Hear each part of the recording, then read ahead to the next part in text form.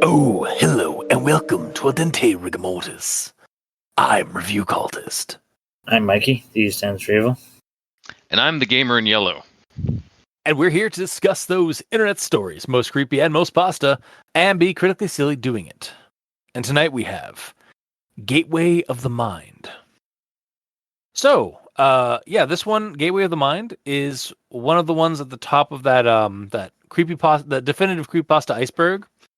And according to its Know Your Meme entry, is a very popular one, and one that we should have tackled way earlier in our podcast's lifespan. But here we are. It came out in 2010. It was posted anonymously on creepypasta.wiki, though the story was posted on creepypasta.wiki by StabbyStab. So there's that. It's apparently it's very popular according to many people online. It's considered one of the best creepypastas, and it frequents many top 10 creepypasta lists for scariest stories. Apparently, there was also a YouTube video titled "Gateway of the Mind" that also helped it spread. I'm just going off of the Know Your Meme because I knew next to nothing about this story going into it. Yeah. Didn't you even call yourself a creepypasta aficionado. I know. I've been doing this 11 years now, and such a poser. I know. I have watched the video. It's supposed to be like of the character of the subject of the story. I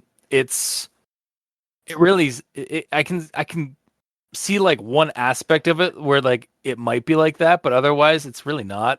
Okay. Based on the story, but we'll get into that. Gateway of the Mind. You can go check it out at creepypasta.wiki. You can check it out at other websites online. It's been posted elsewhere since it's been copy-pasted elsewhere since 2010. Mm-hmm. But I suppose we should dive into dive into the story with our initial recommendations. I'm not going to recommend it. I'm also not going to recommend it. Interesting. I'm going to recommend it. Okay.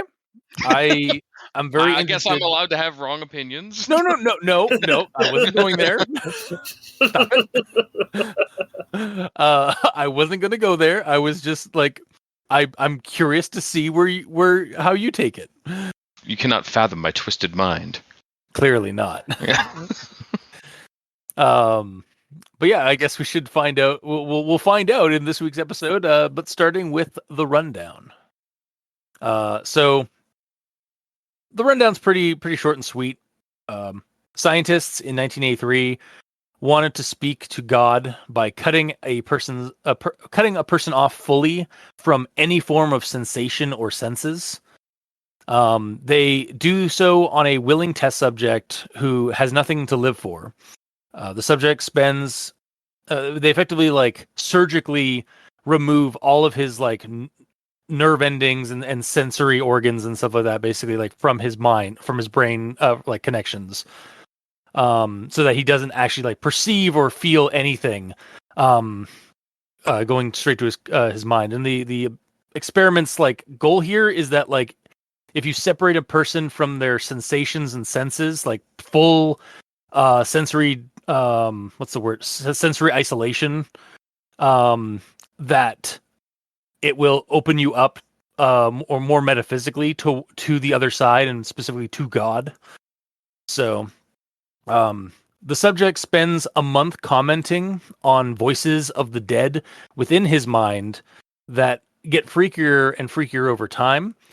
Eventually he looks to the scientists, which should be impossible, and says that he has spoken to God and he has abandoned us, before the subject flatlines mysteriously. God. What? he being God in that instance. Yes, God has context. abandoned. Yeah. He has spoken to God, and God has abandoned us. So that happened in 1983. We cut away then to a follow-up study in 2000, where in San Francisco, a mysterious disease severs senses and causes hallucinations in victims. Not entirely unlike the subject of the experiment back in 1983. Finn? Like, that's it. Yes. So, that was Gateway of the Mind. So I suppose we should move on to everyone tolerates the Graham Inquisitions at this point, and for some of us, we are so sorry. So I'm going to start with this one here. I actually only have one. Follow-up study, 2000, Dr. G.F., Department of Neurology, hospital name withheld. So withheld in that last bit there doesn't have a second H in it, and it should. So it should be WITH and then HELD, like all combined. So like with and held together. But that is the only grammar inquisition I have. So, Mikey, these stands for evil. Alright, well, my grammar inquisition is for that entire last paragraph. Because it has a star at the front.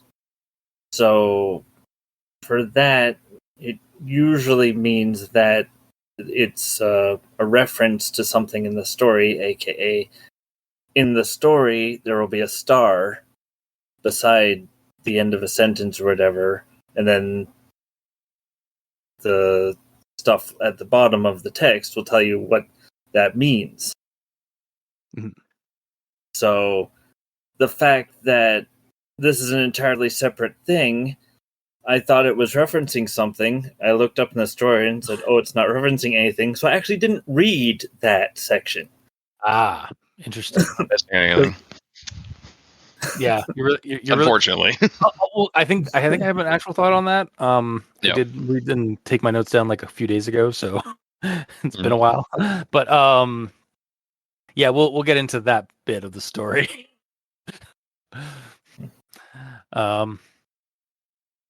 Yeah, that's, and it's also italicized. And it's like smaller font. Yeah, so I just assumed it wasn't part of the story, or it was some sort of additional information about the university or something to try and lend credence to it. Yeah, but no. So it's a formatting issue, which is technically grammar. So that's my one grammar inquisition. We have no conjunction junction this week. Wow. I guess that's something to be said about this story. It's been a hot minute since there hasn't been one, because writers always start words or start sentences with words that they probably shouldn't, like its, ends, or buts, because there's always better words to use, and hence why he does those its stories in the first place. And yes, I had to say that regardless, even though he didn't do it. I'm contractually obligated. Yes. I guess Gamer, you're up next with No, the I'm grammar. not. Healing? I didn't think so. Yeah, I didn't find anything. All right. So how about we just move on to actual thoughts then with that? Sure. Okay, I'm going to start with this one here. This quote. In 1983, a team of deeply pious scientists conducted a radical experiment in an undisclosed facility. The scientists had theorized that a human without access to any senses or ways to perceive stimuli would be able to perceive the presence of God. Wait, hold on a second. I think we've covered this one before, or at least one very similar. This is giving me very much like You're Never Alone, especially in the dark vibes, which was one of the story entries from the Won't Think Straight saga. I know, obviously, there are some differences between this story and that one, and this one being the older one. Maybe there were some like inspirational. Maybe there was some inspiration afoot from this older story to that newer one. With the supposed notoriety of Gateway of the Mind, according to at least Know Your Meme, I suspect several experiment pastas drew inspiration from it, perhaps over the years. Mm-hmm. But yeah, that's what I got for that. Like, it's just as I was reading it, like as I started reading it, I was like, I feel like I've read this before. Yes, a bit of deja vu. Yeah. At the very least, it opens up very much like a lot of those kind of like experiment stories. But I'll move on to the next thing I have here. He repeated personal information to them that only their dead spouses and parents would have known. At this point, a sizable portion of the scientists left the study. So I guess they weren't as committed or pious to the goals of this experiment. Or at least they didn't have the conviction to face the results of this experiment, no matter what. Yep. Just says something about these supposedly pious scientists. That is weird. Like, they're supposed to be like the most believer of believers of scientists, and yet when there's actual proof of like the afterlife and belief and stuff like that, they're like, I'm out. Yeah, this is too spooky. 5 me. Like, I'll leave. It's too spooky. 5 me. I've actually heard it. So there's 2 spooky for me, and then I've heard like the sillier version is like 3 spooky 5 me. That's awesome. I hate it. Yeah, excellent. That's how it's intended. Yeah. But yeah, God, no, that's so dumb. Sorry. I knew you were a loop there, didn't I? Yeah, it's sticking with me a little bit. Yeah, but yeah, no, like it like yeah, these guys were like supposed to have like a lot of faith, or like at least like very convicted to doing this. Like, they fucking took a guy and like surgically removed his ability to perceive reality around him. Yeah. Like, took all of his senses away, like by like severing those connections from his brain. And getting too spooked by like messages and answers from supposed dead like spouses and parents. That's what creeps them out. Like, that's the hard line for these scientists. I just thought that was kind of funny. Maybe they were just like kind of going along with it because it's like, they don't actually think this is going to happen. Yeah. Then it happens, or something like they can't explain happens. Is like, nope. Yeah. Some of them were just like posers trying to like blend in. Yeah. Like, be cool like the other guys. Yeah. Or I suppose some of them, like, this might have been like the turning point is like, we have played God too quickly. Like, this is, whoop, I'm out. Yep. We crossed the line. Mm-hmm. Like, they're leaving not because they don't disbelieve it or because they're too freaked out. Like, they're leaving because it's like, and I'm humbled. I'm out. Yep. But yeah. What we're doing is not something that God would want us to do. Yeah, I don't think I want to. Like, if this is just what's happening from like my dead dad or my dead cousin or wife, I don't think I want to hear what God has to say. But I'll move on to the next thing I have here. So I've collected dates in this story for you guys.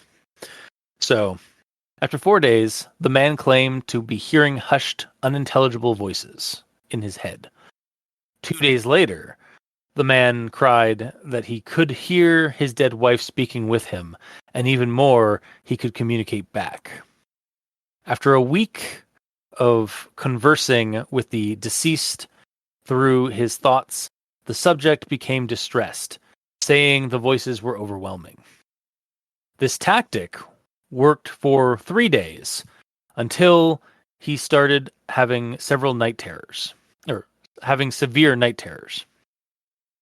Only a day later, the subject began to scream and claw at his non-functional eyes, hoping to sense something in the physical world. After another day, the subject could no longer form coherent sentences. For 2 weeks, he had to be manually rehydrated due to the constant crying. So for 32 days, give or take, because the ending of the story has it kind of vague, that eventually after the last recorded span of time, he reveals that he spoke with God and then dies. So that could be like vaguely assumed that it was about 32 days, given the other time skips and the time jumps we had. But for 32 days, the experiment went on, and I was left kind of wondering how this guy was surviving.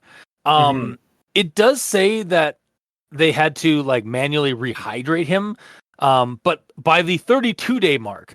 But like, maybe they should have like added like should they not have had him like mentioned that like he was on some kind of IV or like assisted feeding at some point in the story? Like, I'm not asking for much, just like a single line near the start of the story that kind of like gives that extra bit of detail of like how they're going to keep this guy alive while he can't like do anything. Like, he can't interact with the physical world because he can't sense anything. Yeah, he absolutely was kept alive on life support one way or another. It wasn't mentioned. Yeah, because like like it does describe like early on that he had full muscular function, but he can't see, hear, smell, or touch. How is he functioning at all without assistance in that test room? God, he's I know, laying down on that bed and people are coming in and feeding him gummy bears or whatever he needs. Except I think that's also mentioned that he was banging at the walls. Yeah, like he was standing up and banging himself into the walls to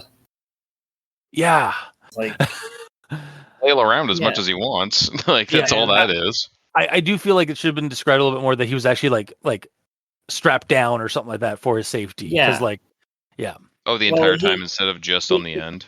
Yeah, he doesn't get restrained until he tries to eat his arm. But again, how is he able to even feel to move his arms to his mouth? Exactly. Like, he shouldn't be able to feel anything because he's like, all of his nerves have been like the connections have been cut from his brain as mentioned earlier with that like surgery.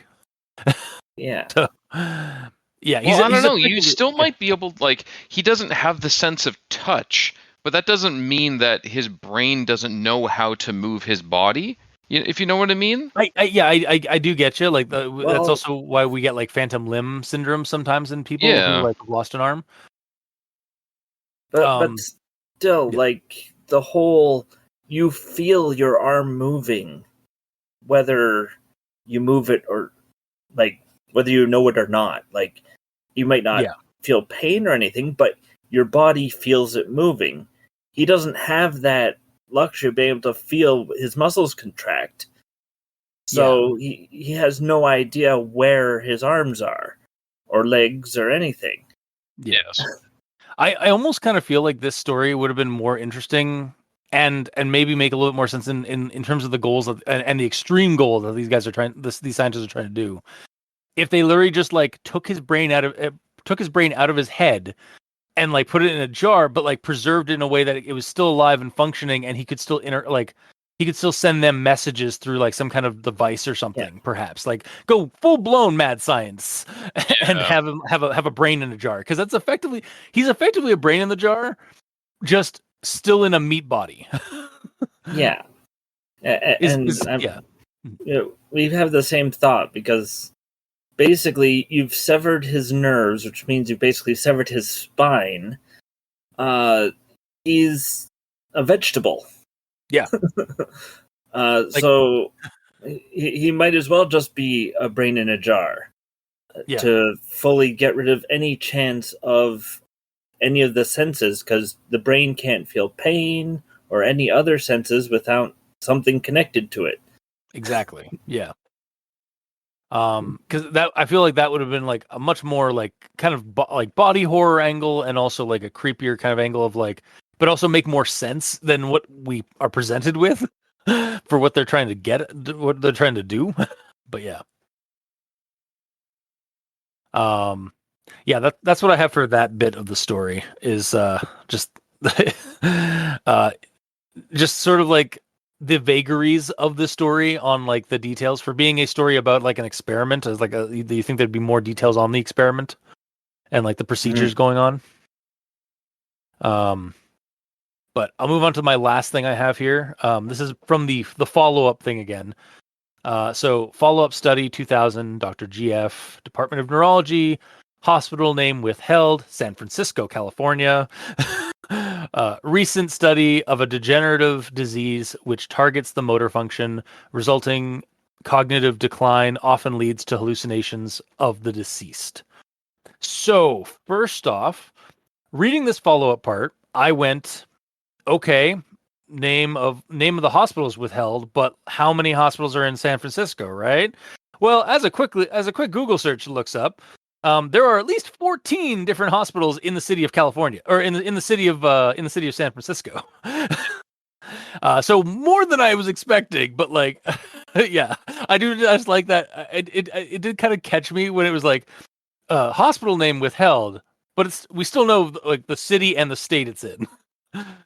Yeah, but again, you're coming yeah. from the towns that we're nearby, where it's like there's one hospital. Yeah, no, that's true. Yeah, And like I'm sure, bumpkins compared to San Francisco. yeah, and with the Google Map search, I'm sure they're not like full on hospital. Like half of those are probably like not full on hospitals, they're probably like just clinics or something like that. But Perhaps. But yeah, I just thought it was funny. It's like all right, like maybe like all right, like so like hospital name withheld, but it's in San Francisco, California. Clearly, like it's gonna be like it's got to be like one of like what 3, maybe 2 hospitals. And then I looked it up, I was like, oh, there's 14. Like no, Yeah. like, Well, okay. And to give it more Canadian perspective, apparently there are over 30 hospitals in Toronto. Oh Jesus. So really? Yeah, I mean the GTA is like it's called the Greater Toronto Sprawl for a reason. So it sprawls outward, ever outward. It will consume the rest of Central Ontario eventually. Called the sprawl here. I thought that was just in your Shadowrun campaign sorry, that we did on our that we did on our sister podcast. Sorry, One Last Day. that's what it's gonna be called in like 10, 20 years. But like it's called the GTA, the Grand Theft Auto. The Grand Theft Auto, yes, of course. the Greater Toronto Area. Yeah. Really getting shit mixed up now. Yeah, but my stance still like holds. Like it is eventually going to become the GTS because of it's just ever expanding outward and consuming satellite towns. But you're not wrong. That has nothing to do with the story. No. And then my second thing here with this little like follow-up study thing is I don't know if this end bit does anything for the story. Like this unknown disease that separates sensation from people and gives them hallucinations, like sure that's great, but it doesn't really insinuate any, to me anyway, any meaningful way to that this disease has anything to do with what transpired in the 1980s experiment. It severs sensation, but that was something the scientists did to the subject, and that was to get a direct link to God or like eternity, like the great beyond kind of thing. Are we to assume here that by doing this to that victim, the disease opens up people's minds to speaking with the dead and God too? Like, is this like, did God look at that experiment and just like hold my beer? Like, I'm gonna just send down a disease that does the same thing that these fuckers did in the 80s. Probably not. Yeah, it just didn't seem to really fit as much as I think maybe the story was like hoping it would fit. I feel like the follow-up like study was completely unnecessary, really, at the end of the day. Like I could have read Gateway of the Mind, like much like how Mikey did. I could have read the Gateway of the Mind all the way to the end where it's like there was no apparent cause of death. Done. Mm-hmm. Like the end of the actual like the end of the story up to where we then suddenly get the follow-up study, because like it was a complete story for the most part from start to finish when it ended with like there was no apparent cause of death. Yes. Yeah, but then we got that. Then you read that extra bit. I was like, so are you trying to insinuate like there's this disease that's doing the same thing that like the scientists were trying to achieve? Like, what's the real connection? What's the solid connection here? Like, I'm not really seeing it. But so here is my note on that part. Okay. Take that like italicized part and basically give it a little bit of a lead up and put it at the start of the story is my suggestion. and then have it so a group of pious scientists Pious, yeah. uh, who heard about this story wanted to go further with it, and hence what happened with the actual story itself. Use this as a lead up as to why they're doing this in the first place.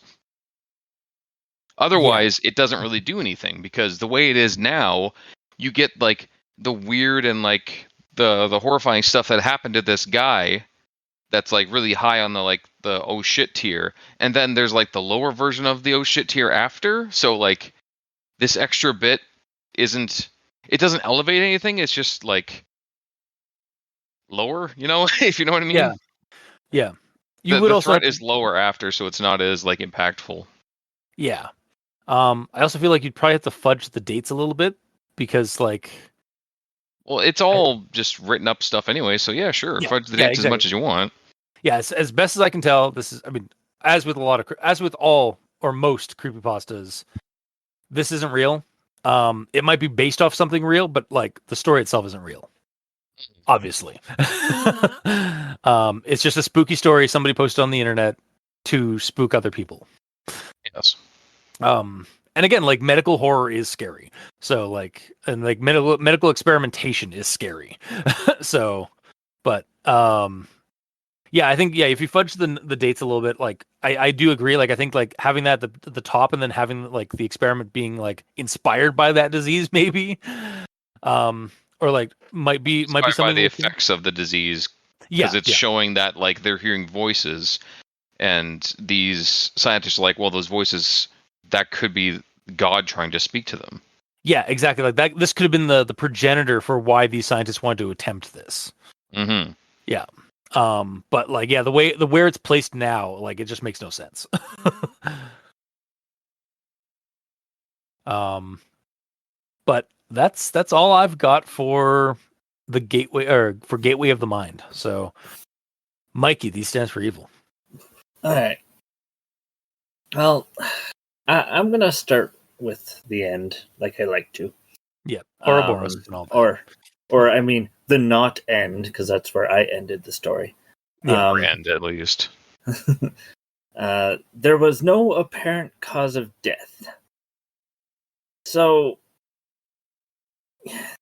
they're in a medical environment, and basically this tells me that whoever did the autopsy shit the bed. Okay. Like, because like you're gonna die even if it's like from your heart stopping working. Like that's still an explanation of why he died, because his heart stopped working.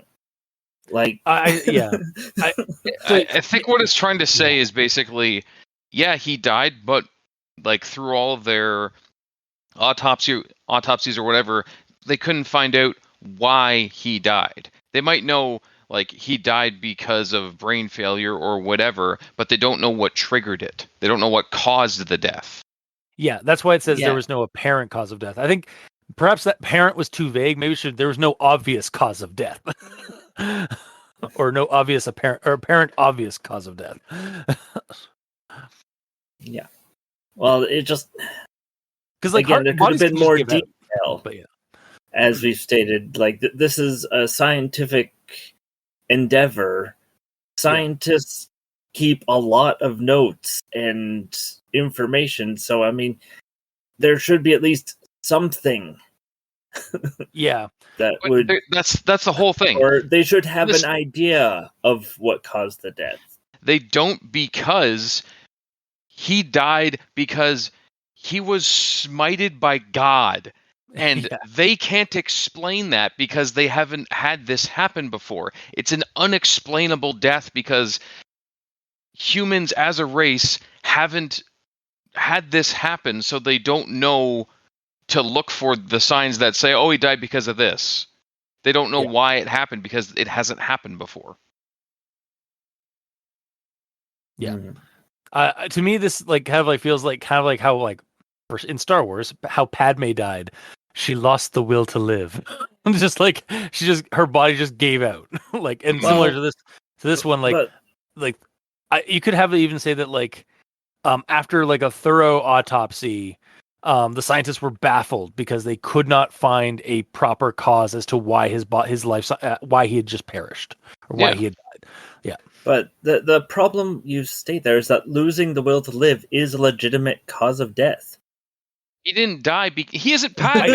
Yeah, I just used that because it was like kind of like it was a similar, but like I guess maybe obviously it was a bad example.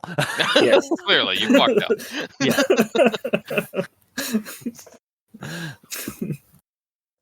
So yeah, it just I want a bit more detail, like. But there shouldn't be because even saying it's like magical, they did tests. It's a magical unknown death that they can't find the rationale behind it why he died, because he died by unknown means. He died by anomalous means. Would you have been happier, Mikey, if it had mentioned like they had conducted a thorough like autopsy and blah blah blah? Yeah. Okay. But the tests were inconclusive. Yes. Okay. Sure. Yeah, that would have been fine. So great. We agree. Thank God. Yeah. God has abandoned us. Yeah, that's right.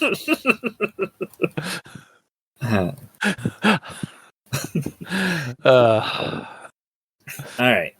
So my next actual thought, and we've gone over the brain in the jar scenario. Yeah. But thinking about it, what's an example that everyone has where they can't have any senses? When they're dreaming. Like, so why not put someone in a induced dreamlike state and have it be someone that's known to talk when they're dreaming? Yeah. That would be another. You are not fully severed from all of your senses when you're dreaming. If you're dreaming and I go right up beside your ear and go, ha! If I yell in your ear, then you will hear it. So your hearing is still active. If I punch you in the side of the face while you're sleeping, you will feel it because you still have the ability to feel. So yes, but if you have someone in a controlled environment where they're not punching the test subject, and that doesn't matter. You could have the guy floating in 0G, so he can't possibly be touching a single thing. Have him naked. He can't even feel clothes on him. It doesn't matter. He still has that sense active, attempting to feel incoming feeling, basically. That has to be completely severed. That's what they're pushing at with this. Yeah, even like sensory deprivation, like tanks, like it doesn't sever. While it does, like it muffles or even sever or completely, almost completely reduces sight and sound. You still have touch and smell because you're in like usually you're in like a very salinated body of water, so you're still like feeling that water around you, and you're still smelling that brine. And even with that sort of thing, like you could put on the best sound isolating headphones or whatever that you want.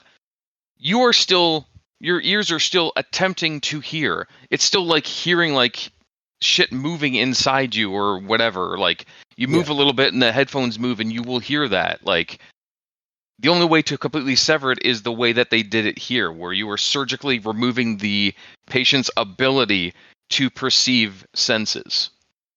That is what they're getting at. Hence why. Yeah.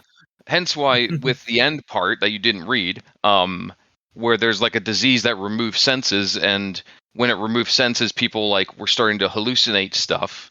That's why that would be a good reason for the scientists to attempt to go way too far with it by severing all the senses of someone to see what would happen. Yep. Okay. Okay. Okay. Now, what are your thoughts on meditation? What about it? You're sleeping sitting down. What do you want? Yeah, but the basically, like, people that are really into meditation can, like, have out-of-body experiences and, like, separate their mind from their body in such a way that they're away from the five senses of the body. If you fully believe that wholeheartedly, but regardless, if you run up and punch a guy who's meditating, he'll wake the fuck up. or he might not. Like it might take a couple of punches, because like I don't know if you've like seen some of those ascetic monks that are up in the mountains, or like Yes. like the Tibetan monks or the Dalai Lama kind of stuff. Like Mhm. those guys like spend years like in deep meditation, trying to basically do what these scientists are trying to do, is like they're trying to reach a higher level to with the universe. Yes, but are they removing all of their senses by doing that? Probably not. They're probably just removing most of them. Yeah, they still have a connect. The difference, I kind of agree with you, Gamer, on this. Is like, because like even with meditation, like even when like they do supposedly like again astrally project, or like their consciousness is like removed from their mind, they still have an anchoring like strand to their body, like even in the metaphysical sense. Like there's still usually like a bond between the mind and the body. So like that the body is like anything that happens to the body, the mind will become aware of it. So yeah, like again, the scientist like severing all the nerves, or like again brain jar situation is probably the best bet for achieving the goal that all these people around the world through culture and religion are trying to do, which is see the great beyond. Through isolating their senses away from their mind. But yeah, so I'm sorry, Mikey, but dreaming and meditation has been done before, and these scientists were like, that was that they didn't try hard enough. We need to try harder to separate went our to the utmost extreme, removing all variables. It's not someone's ability to properly meditate that's in question. They are medically making it so they can 100% confirm that this person cannot use any of their senses. There is no it's the perfect control test for this, because there's no variables. I don't know. I feel like his body still has some connection to his senses to be able to gouge at his eyes and feed his arm. The problem I think is more on the writing side of like that's a completely different problem we're talking about. That's more on a narrative, like on a writing a horror story kind of problem here, because like that doesn't logically make sense based on what you previously described as happening in the story. Like this character should be like basically bound to to some kind of like chair, rather than like being allowed to like flail around, because they shouldn't be able to like even tell that they're flailing around. That's the problem.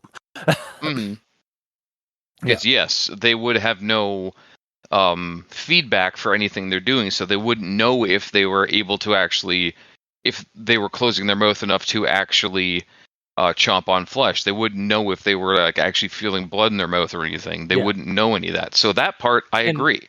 And that is not written right, but it's the science that I'm talking about as the reasoning behind their doing what they're doing that I'm trying to justify, not that. And in fact, actually, I'd even say that the ending part where like he looks at the scientist, which should be impossible, is actually a good would actually be a good horror moment, because he's been completely cut off, and should not be able to sense anything. So how the hell does he know where the scientists are in the room, or where the scientists are when he starts talking to them directly? Like that should be impossible, and that's why it's like he has spoken to God, because like obviously there's some supernatural bullshit happening right there. Yes, that the scientists can't explain. God is like working through him basically. Yeah. To like give him the ability to basically say like one final thing to these people, maybe to like get them to fuck off and leave God alone. Yeah. Like, guys, you're fucking with shit you do not understand. Yeah. Stop. But we should stop and let Mikey continue his. That's into my. Okay. Sorry for going off on you there, but all right, Gamer, would you like to continue then? I mean, I think I said my whole piece on that bit, so I don't know if I have anything further to put into that. I'll start from the back a little bit with the italic stuff. One part I didn't bring up with that is I didn't understand, like, so they are getting hallucinations when they lose one or two of their senses. Yep. And one of them is a hallucination of a quote-unquote sideways passage made by an animal that they were seeing. So glad you brought that up. I have no idea. I don't understand what that's trying to get at. It Yeah, seems like because it's after the story, that's supposed to be like, oh, that's like the thing that happened earlier with the sideways passage in the animal. We don't understand. Like there are three categories of these things. Like there, for context for people, like the hallucinations had like three categories: a sensation of a presence, usually a person in brackets, a sideways passage, and then in brackets, commonly of an animal, or illusions. So yeah, maybe like sideways passage is like they're getting brushed. They're like they can feel the presence of somebody in some category, in the first category. In the second category, they feel like something is brushing up against them, which could be like an animal, like a cat, how like they brush against your leg, or like a dog kind of thing. Like maybe that's what that's describing. That's the best I can do though. On like, I don't know. A sideways passage almost sounds like it's referring to like an animal's like den, like a hole in like that they. I don't know. Like that's what I've seen when I think of passage. See, I'm using I think it's. Oh, hang on. Yeah, like I was interpreting passage as in like they are passing by you, like they are Oh. Yeah.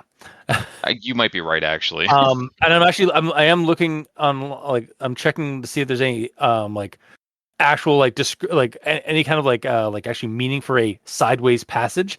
But I'm just coming up with the more like direct and simple like description of like a sideway passage can refer to a few things: a side entrance to a building, a narrow passage between buildings, or a type of mine entrance called an adit. But I think it's like they're seeking passage through, like passage by or something like that. Kind of like that's the how I was interpreting it, like because it mentioned like of an animal, so it's like, oh, like maybe it's like something brushing by the person. But yeah, I don't know. That actually makes sense, because I was thinking of it the way that you were talking about the definition of it, as a like a location passage. Yeah. But that's not it. Yeah, it's not entirely clear. Wording's a little strange on that. Yeah. We'll just have a counter for how many times the story has like some weird phrasing and descriptions of things. Or UG effort. That's probably what's going to happen, actually, yeah. So my first actual note that I had before that, first as in chronologically in the story, this quote here: scientists monitored him as he spoke aloud about his state of mind in jumbled, slurred sentences that he couldn't even hear. After 4 days, the man claimed to be hearing hushed, in unintelligible voices in his head. Assuming it was an onset of psychosis, the scientists paid little attention to his concerns. The wording of that's a little weird. But regardless, my big point here is, like, why would they assume that this is psychosis?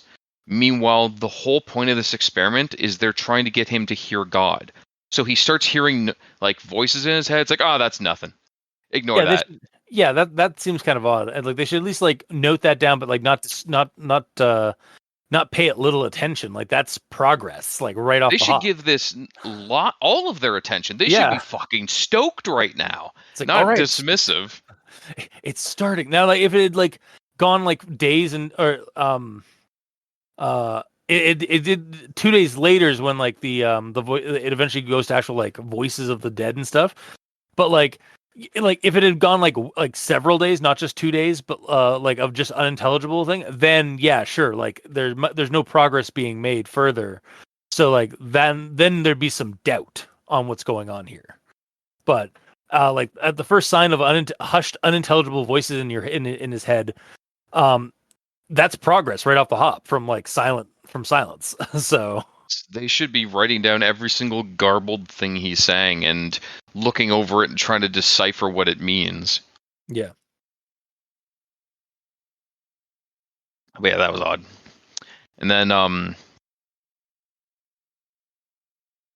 so in regards to like this D-class's death, basically, that's basically what he is. It's an SCP experiment for sure.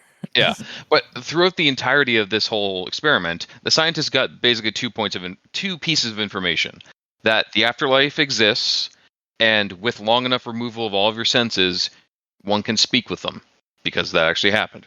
Yeah. And also 2, that God has abandoned humanity, but that's not important. The afterlife was proven through the fact that the D class can recite information that only like the spirit of that person would know. Like that, hearing that alone, great. Like tests concluded that is good enough that they could just shut this down, like with solid actual proof of the afterlife, and they would be in history as like scientists that have proven some crazy shit. Yeah.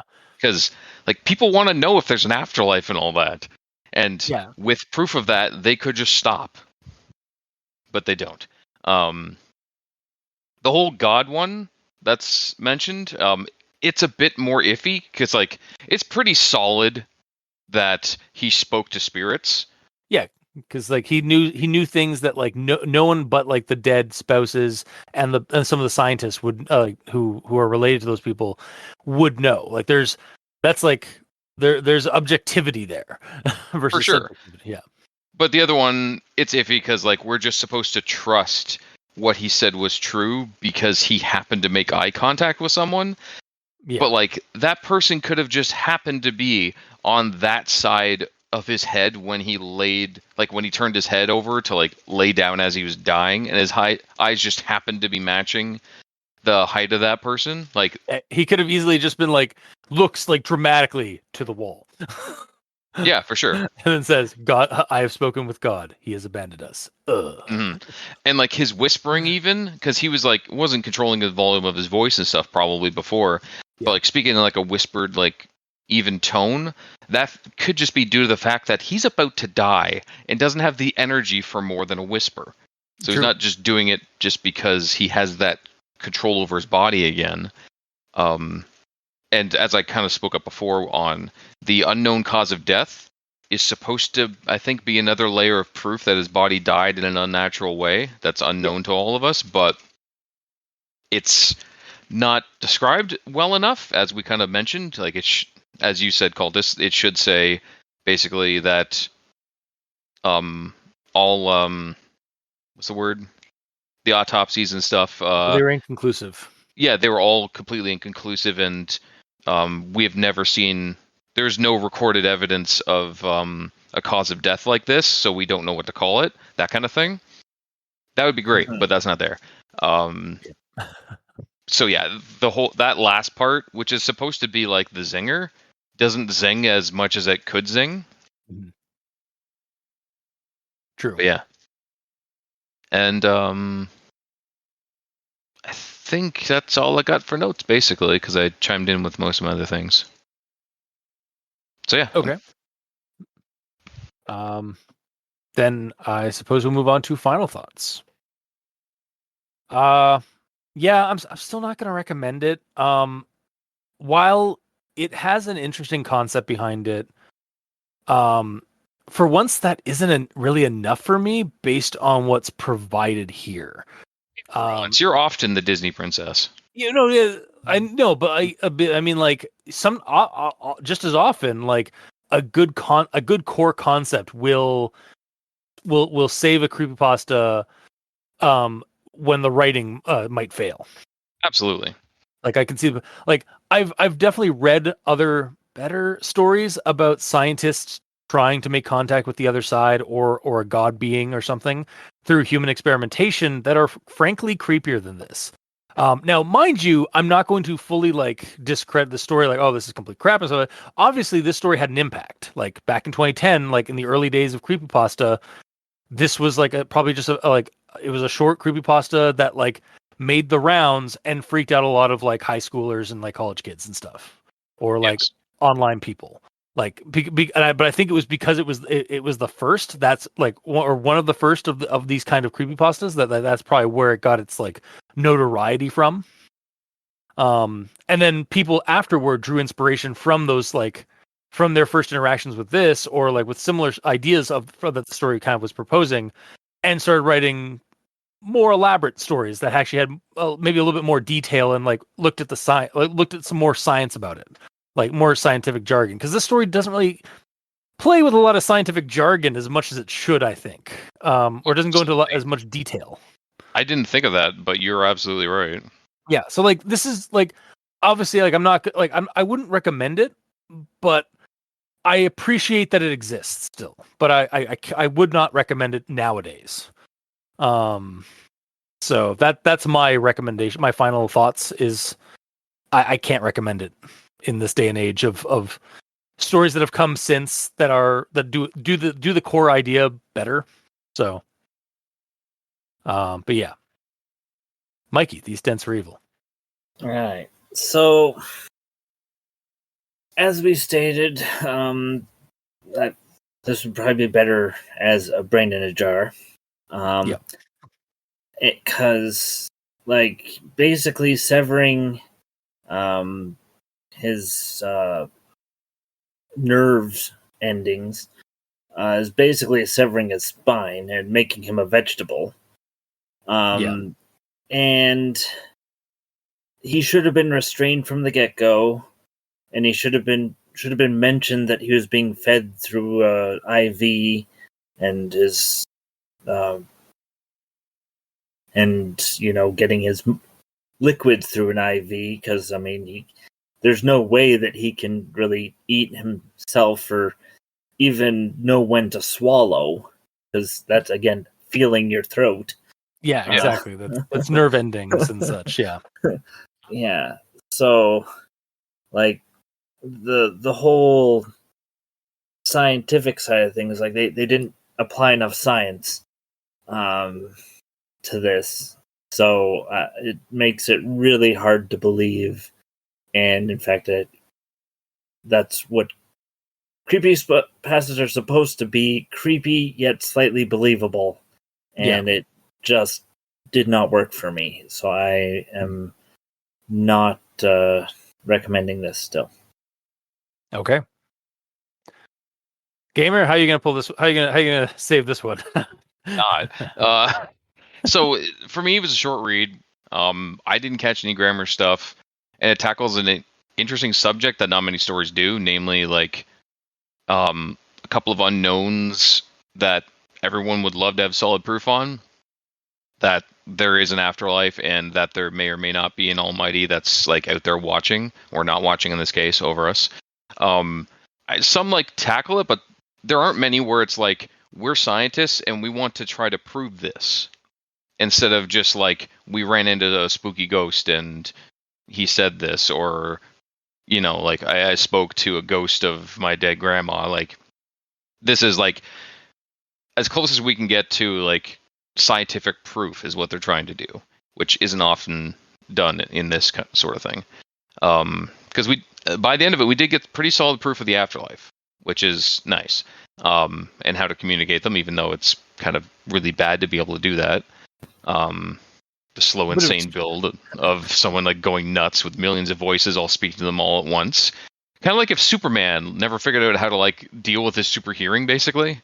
Yeah. Just like up to 11 though. Either way, I didn't mind the read. It got me thinking about it. It's just like I do wish that the ending part, specifically the italic stuff, was put up ahead with a different timestamp on it as inspiration for these scientists to do this. Because right now we have no cause for them to do it. And they just decided one day, hey, let's we have a hypothesis here. Let's just separate somebody from all their senses and see if they can speak to God. Yeah, but that's the thing. They don't have a hypothesis. The hypothesis should be part of the previous from the disease causing this effect. That would be their hypothesis. Like some kind of a spark. Like as of right now, it was just spontaneous. Like yes. Whereas like your suggestion is like putting that disease study first, like that gives us the catalyst for the whole hypothesis these scientists are trying to draw from. Yeah. So in my opinion, it should lead with that, and then have them be like, okay, now we need to have a reason to have a test subject who will actually allow us to do this. They found one, great.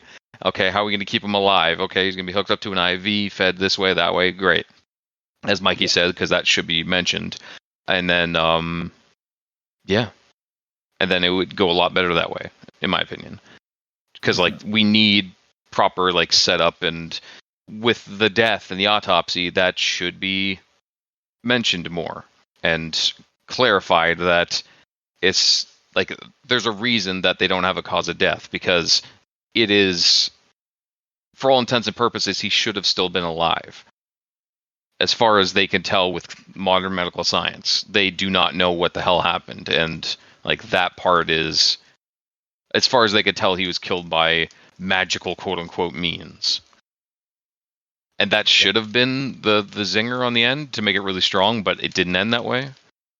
So, all in all, the more I'm thinking about this, it sounds a lot like a partial to me, where I actually enjoyed the read, but there are a lot of speed bumps along the way that could be easily fixed with a little bit of just shimmying stuff around. But in its current state, I will actually regress down to a partial, because you guys brought up some good points, and I'll leave it at that. All right. All right, so yeah, I guess two non-recommendations and one partial recommendation. Again, it's sometimes like it's a product of its time, so but like it doesn't quite hold up to like to the more recent modern creepypasta standards, I suppose. Or like other stories have like taken inspiration or like taken the core concept and done better with it. So, but that has been this week's episode. So that'll do it for tonight. If you like what you heard, or if you didn't, leave us a comment in the comment section below where this gets posted. Some of us are on Blue Sky. Mikey is at the East Stands for Evil, and I'm at Review Cultist. You can also send us emails at aldenterigamortis@gmail.com. That's ALDENTERIGAMORTIS@gmail.com, where you can also leave us suggestions for other creepypastas, SCPs, spooky things. You creep it, we'll peep it. Yeah! And if you'd like to help support our show financially, you can go to Patreon. We have special episodes, early access, and extra content. To all our patrons helping support the show, thank you immensely. You're helping keep those hosting bills at bay. And as always, we very much appreciate that. And to our listeners and the authors of these stories, thank you immensely. Because without your listenership, it'd be like screaming into the void. And without your authorship, writing and posting these stories on the internet, no matter how far back they go, from like the early aughts to the present day, just so some people can get spooked by these stories online, we really wouldn't have much of a show because we'd have nothing to talk about. So thank you. So it'd be more like screaming onto like an unhearing ears kind of deal, trying to tie it into the story. It'd be like screaming it'd be like screaming at somebody who has no access, no brain connections to any of their senses. Be like screaming at a brain in a jar. But again, thank you for listeners and authors of these stories and of our show.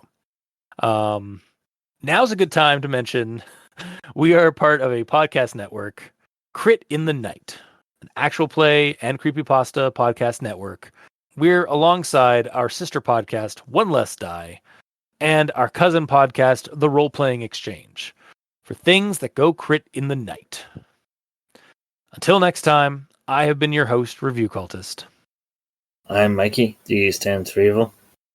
I'm very yellow. And this has been Al Dente Rigamortis. Sleep well.